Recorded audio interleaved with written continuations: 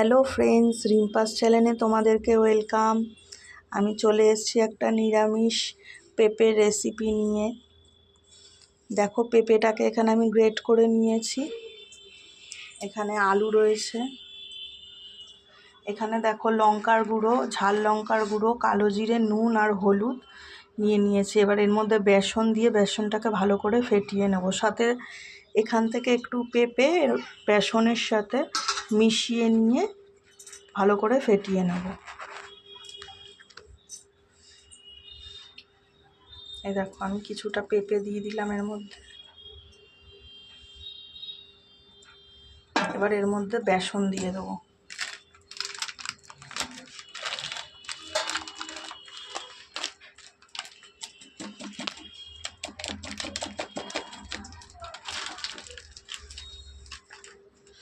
এবার এটাকে ভালো করে মেখে নেব। আর আমি পেঁপেটাকে গ্রেট করে নেওয়ার পর কিছুক্ষণ নুন দিয়ে গরম জলে ভিজিয়ে রেখেছিলাম। এখন গরম জল থেকে ছেঁকে তুলে নিয়েছি। দেখো, বেসনটাকে আমি ওই গ্রেট করা পেঁপেটা দিয়ে ভালো করে মেখে নিয়েছি। এবার এটাকে আমি ছোট ছোট পকোড়ার মতন করে ভেজে নেব। এদিকে দেখো, কড়াইতে আমি রিফাইন তেল ভালো করে গরম করে নিয়েছি। এবার আমি একে একে পকোড়াগুলো সব ছেড়ে দেবো।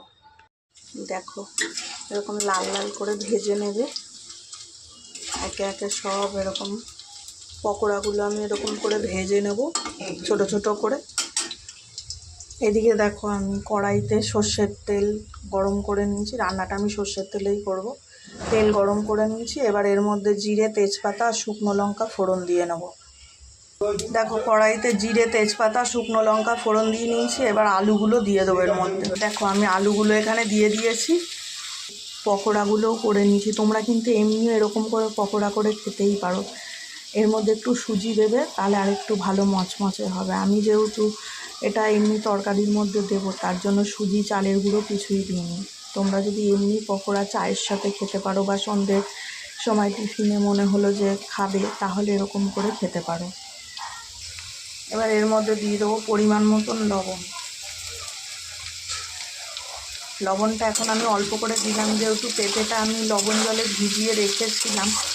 পরে আবার একটু দেখে নিয়ে লাগলে পরে আবার আমি দেবো। এবার এর মধ্যে দিয়ে দেবো হলুদ। দেখো, এবার দিয়ে দিচ্ছি হলুদ।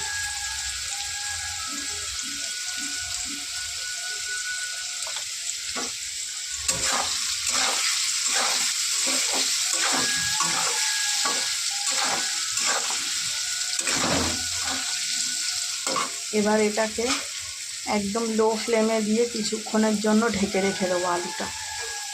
দেখো, আমি 2-3 মিনিটের জন্য ঢেকে দিয়েছিলাম।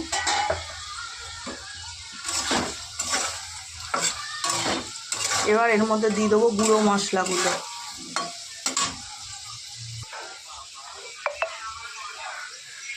দেখো, এর মধ্যে দিয়ে দিচ্ছি ধনে গুঁড়ো। এবার দেবো জিরে গুঁড়ো। দেখো, এই যে জিরে গুঁড়ো দিয়ে দিচ্ছি। এবার এর মধ্যে দিয়ে দেবো কাশ্মীরি লঙ্কার গুঁড়ো। দেখো, এবার এর মধ্যে দিয়ে দিচ্ছি আমি কাশ্মীরি লঙ্কার গুঁড়ো।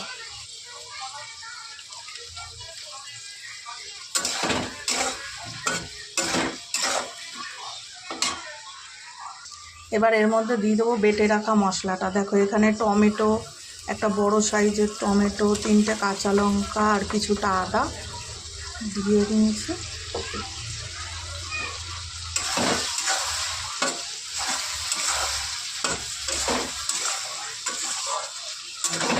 এবার মশলাটাকে ভালো করে কষিয়ে নেব।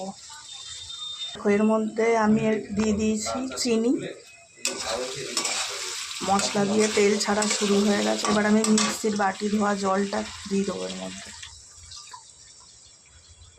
দিয়ে আবার ভালো করে কষিয়ে নেব।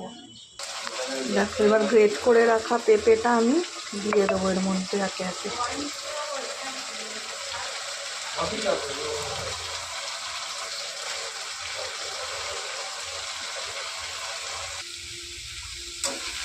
দেখো, আমি পেঁপেটাকে দিয়ে দিয়েছি। দিয়ে ভালো করে নেড়ে নিয়ে এবার এটাকে আমি ঢেকে দেবো। দেখো কিছুক্ষণ ঢেকে রেখে দিয়েছিলাম, এবার এই ভেজে রাখা বড়াগুলো এর মধ্যে দিয়ে দেবো। দেখো এখানে আমি সব বড়াগুলো দিয়ে দিয়েছি। এবার এর মধ্যে একটু সামান্য জল দিয়ে দেবো। দেখো এর মধ্যে আমি একটু জল দিয়ে দিয়েছিলাম আর একটু দিয়ে দিয়েছি নুন। যেহেতু নুন আমি প্রথমে কম দিয়েছিলাম, এখন একটু দেখলাম নুনটা কমই আছে, ওর জন্য আমি এতে নুনটা দিয়ে দিয়েছি। এবার ভালো করে নেড়ে আবার কিছুক্ষণের জন্য ঢেকে দেবো। দেখো এখানে ঘি নিয়ে নিয়েছি আর এই যে গরম মশলার গুঁড়ো,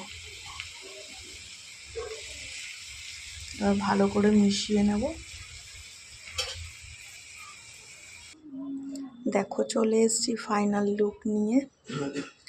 তোমরা এভাবে একবার বানিয়ে খেয়ে দেখো, আশা করি তোমাদের ভালোই লাগবে। আর আমার রান্নাটা কেমন লাগলো আমাকে একটু কমেন্ট করে জানিও। আমার চ্যানেলটা সাবস্ক্রাইব করে দিও, আমার পাশে থেকো বন্ধুরা। টাটা বন্ধুরা, বাই।